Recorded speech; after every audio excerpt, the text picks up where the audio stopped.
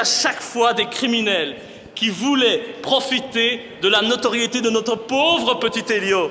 C'est tellement plus pratique de jeter le discrédit sur les victimes.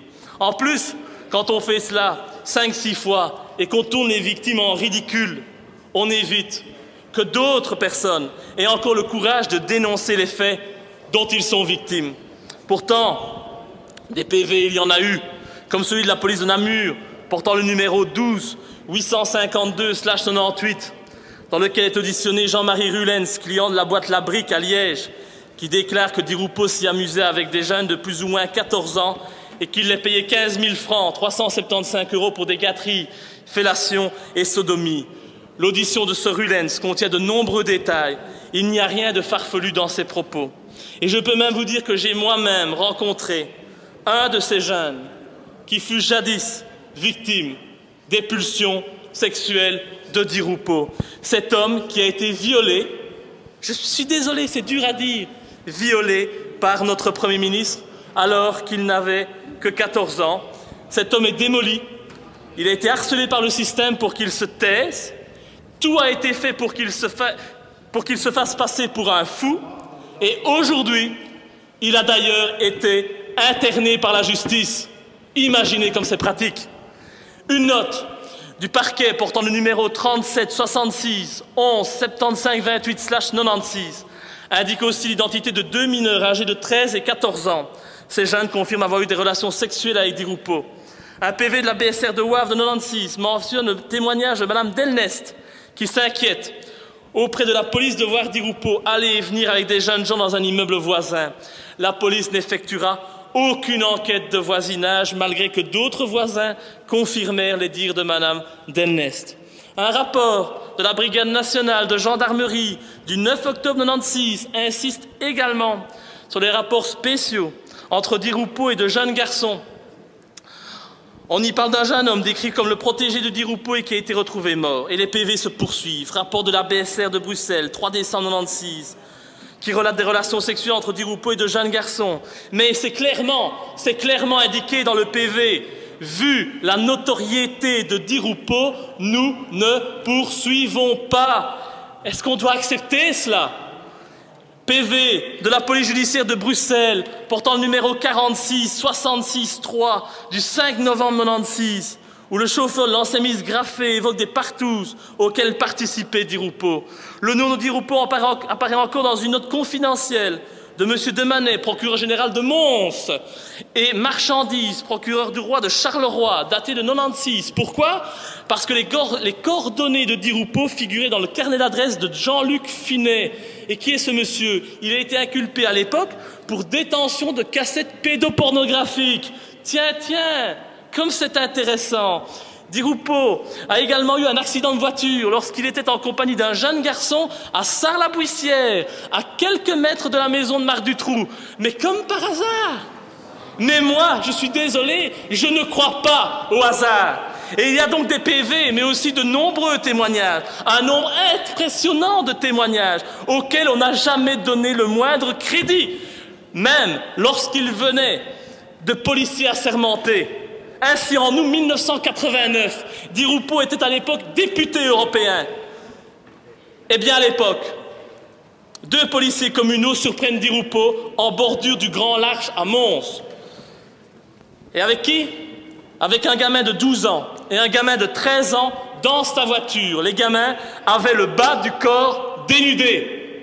Ce n'est pas moi qui le dis, ce sont 2 policiers communaux assermentés qui ont eu la volonté de témoigner, mais leur hiérarchie communale les en a dissuadés. C'est ça le pays dans lequel on veut vivre. Alors de 2 choses l'une, soit Di Rupo est un homme persécuté, qui a de très nombreux ennemis, et l'on comprend mal comment cet homme a pu devenir Premier ministre, soit cet individu est un criminel qui profite de ses appuis et de ses fonctions pour violer impunément des enfants. Ce n'est pas à moi d'en décider. Et des éléments probants que je vous ai communiqués, on ne peut qu'avoir des doutes sur la véritable personnalité de Di Rupo. Des doutes encore plus importants quand on sait que dans une vidéo postée sur YouTube, Michel Nioul accuse sans détour Elio Di Rupo d'être pédophile lors d'une interview en caméra cachée accordée à des journalistes. Nioul, reconnu par les assises d'Arlon comme le chef de l'organisation criminelle Dutroux et compagnie, n'est-il pas bien placé pour se prononcer sur la question? Alors certes, je sais que la justice ne condamnera jamais Elio Di Rupo. Cet homme est au-dessus des lois. L'épreuve, il fera tout pour les faire disparaître. Les victimes, il fera tout pour les faire taire. Avec ses amis de la justice et des médias, et il fera tourner les victimes en ridicule, comme on tente en permanence de me faire tourner en ridicule. On a d'ailleurs tenté de faire la même chose avec moi, en m'imposant de me soumettre, après mon inculpation pour recel du dossier Dutroux, à une expertise psychiatrique. Avez-vous déjà vu quelqu'un inculpé pour recel devoir subir une expertise psychiatrique? Et voilà comment on fait passer les adversaires des pédophiles des réseaux pour des fous. C'est tellement pratique. Mais si l'on me poursuit pour avoir traité Di Rupo de pédophile, dites-moi pourquoi on ne poursuit pas Michel Nioul pour avoir dit exactement la même chose, et la vidéo est toujours en ligne aujourd'hui sur YouTube. En sait-il de trop? Je vous pose la question. On me poursuit, troisièmement, pour avoir insulté un journaliste, que je n'ai pas peur d'appeler un journaliste véreux, qui m'a menacé à différentes reprises de me détruire médiatiquement si je m'attaquais au réseau pédophile et si je souhaitais reparler du dossier Dutroux. Et vous savez à partir de quand ce journaliste m'a menacé? À partir du moment où je suis intervenu en commission spéciale abus sexuels dans l'Église, où j'ai fait des dénonciations aussi, où j'ai fait des liens entre le dossier de la pédophilie dans l'Église et le dossier Dutroux. Ce journaliste, c'est Marc Mette de Penningen, ce journaliste qui m'a humilié dans la presse, qui m'a insulté, ce journaliste qui est un grand ami de Michel Nioul et qui, comme par hasard, a toujours défendu dans ses articles depuis l'éclosion de l'affaire Dutroux la thèse de Dutroux prédateur isolé, comme par hasard. Trouvez-vous normal qu'un député soit menacé par un journaliste parce qu'il va trop loin dans certains de ses propos en commission quand on parle de l'intérêt d'enfants violés? Mais où va-t-on? Dans quel pays vivons-nous? On me reproche d'avoir diffusé une liste comprenant environ 500 noms de personnalités de l'élite politique, financière, juridique et franc-maçonne du pays qui auraient commis des actes de pédophilie. Une fois de plus, ce n'est pas moi qui suis l'auteur de cette liste. Tous les autres députés, normalement, ont reçu cette liste par mail. Un mail qui émanait de Mme Emine Geveld, qui est aujourd'hui décédée d'un cancer généralisé, foudroyant, comme l'a été Albert Mailleux. C'est dingue, comme ceux qui luttent contre le pouvoir en place s'éteignent rapidement. Et j'ai jugé de mon devoir de publier cette liste sur mon site, une fois de plus, pour en informer les citoyens. Dois-je rappeler que pour ces deux faits, seule la cour d'assises est compétente. Et oui, il s'agit dans les deux cas d'un délit de presse. Et franchement, je serais très heureux de pouvoir répondre de ces faits devant une cour d'assises qui me donnerait une formidable tribune pour mener ce combat contre la pédophilie d'État maçonnique. Enfin, on me poursuit pour avoir révélé un secret. C'est dit textuellement. Je suis poursuivi pour avoir révélé un secret. En l'espèce, d'avoir diffusé sur Internet le rapport d'autopsie de Julie et Mélissa sans avoir jamais, je vous le dis et je vous le jure devant cette assemblée, sans jamais avoir publié la moindre photo d'autopsie de ces pauvres enfants sur Internet. Contrairement aux mensonges publics répandus par la ministre Milquet, des mensonges qui m'ont valu des menaces de mort, des intimidations et des insultes permanentes lorsque je sortais en rue dans ma ville. Les mensonges d'une ministre, ça peut faire des dégâts considérables. Avoir révélé un secret, c'est vrai. J'ai révélé un secret, j'en suis fier. Car c'est pour la mémoire de ces petites Julie, Mélissa, Sabine, Laetitia, Anne, Ève, ces filles violées que j'ai mis en danger ma carrière et même ma vie. Car des menaces, j'en reçois. Des menaces déguisées, des menaces sur ma personne et mes proches, Sans parler du harcèlement médiatique. Si je n'avais pas les nerfs que j'ai aujourd'hui et le moral que j'ai, il y a bien longtemps je me serais suicidé, vu tout ce qu'on raconte sur moi, tous ces mensonges qu'on véhicule, que certains élus véhiculent. Des menaces sur ma personne, sur mes proches, des menaces sur tous ceux qui osent m'apporter du soutien. D'ailleurs, le fait que mes soutiens aujourd'hui ne puissent assister à la séance plénière, c'est encore une preuve supplémentaire des menaces et des pressions dont je suis victime. Ainsi, sachez, je dis ça en passant, qu'il m'est devenu impossible, en Belgique, d'ouvrir un compte en banque. Impossible. Il m'est devenu impossible pour moi, malgré que je n'ai pas d'emprunt, de conclure un emprunt.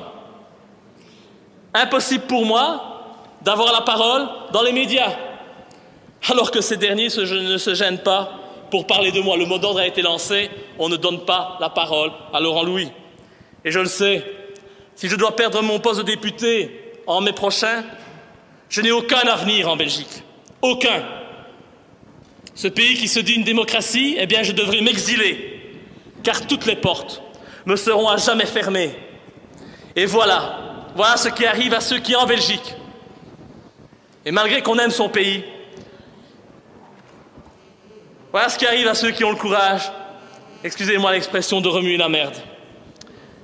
Et dire qu'une certaine presse ose faire croire que je prends de tels risques dans le seul but de faire parler de moi, d'avoir un article dans leurs médias mensonges ou de faire le buzz. Allez, soyons sérieux. Croyez-vous que je suis bête au point, narcissique au point de détruire ma vie, de mettre en danger mes profs, même mes proches, pour une feuille de chou? Soyons sérieux. Je prends des risques énormes, mais le combat en vaut le coup. Et je l'assume, ce n'est pas grave. Je suis prêt à partir de ce pays. Je suis prêt à aller jusqu'au bout. Je suis surtout prêt à être candidat aux futures élections et à être réélu. J'irai jusqu'au bout, si on me laisse faire, bien sûr, et qu'on ne me retrouve pas suicidé un de ces 4 matins. J'irai jusqu'au bout, c'est mon devoir, et je fais cela pour mon pays. Ma Belgique mérite d'être dirigée par des gens dignes, ce n'est pas le cas aujourd'hui. Et comme je vous l'ai dit en commission, et pour en conclure, Monsieur le Président, je n'ai pas l'intention de faire comme certains élus criminels et de m'accrocher à mon immunité. Je laisse ça à M. Westphal.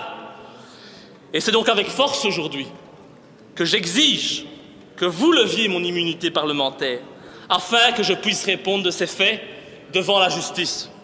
Je l'exige et je vais même plus loin en déposant à la fin de mon intervention une déclaration de révision de la Constitution visant à abroger purement et simplement l'article 59 de la Constitution qui consacre l'immunité parlementaire.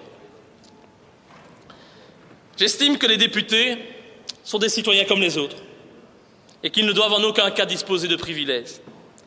Cette immunité, consacrée par l'article 59, est un privilège. C'est un privilège qui est digne d'une époque révolue. Et j'espère donc, à l'approche des élections et de la dissolution des chambres, que vous, les élus de nation, vous aurez le courage d'abolir cette immunité en inscrivant l'article 59 comme révisable. Vous en rêvez? Je le sais, je vous donne donc la possibilité. Allez-y, je suis une victime consentante devant vous. Levez mon immunité, j'irai en justice et vous ferez de moi une victime.